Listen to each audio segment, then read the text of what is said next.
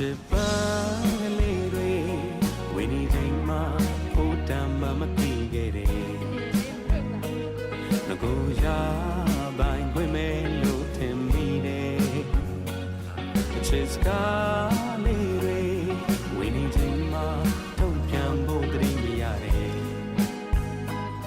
ခုများမှဖြစ်ရဲ့တောင်းဖို့ခွေ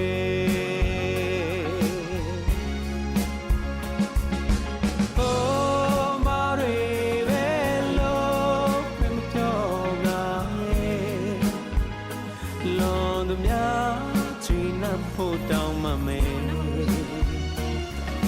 ဟိုးချစ်ချင်နေပဲနှုတ်ဆက်ခဲ့တယ်အချစ်ရဲ့နေရတော့ခွေ